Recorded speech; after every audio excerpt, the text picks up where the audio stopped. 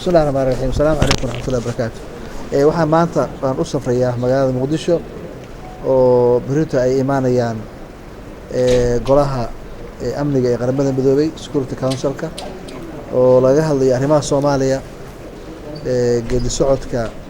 dowladnimada Soomaaliya 2016 doorashada dhici doonta bilaha inay ku soo aadan iyo geedi socodka nabadda Soomaaliyeedba wadankan sidii hore loogu wadi lahaa ayay u imaanayaan anana ayagana meesha kula kulmi doonaa shirkaas ka bacdina dabcan haddii isu timaado madaxda Soomaalidu waxaa laga wada hadli doonaa waxaa weeye ajendayaasha haddana hor yaalla oo doorashadu ka mid tahay shirkii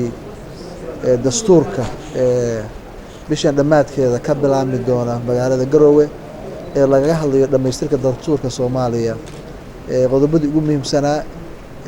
kuwii ugu dhibta badnaa oo aan rajayn doono in dad badan oo Soomaaliyeed isugu yimaadaan arrintaas dastuurkana laga gaaro talo mid ah iyo go'aan mid ah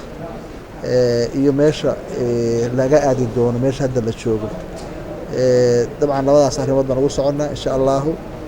shirku waa shir laba beri socon doona ka bacdina dalka ayaan dib ugu soo laaban doona haddii Ilaahay yiraahdo aad iyo aad baad u mahadsantihiin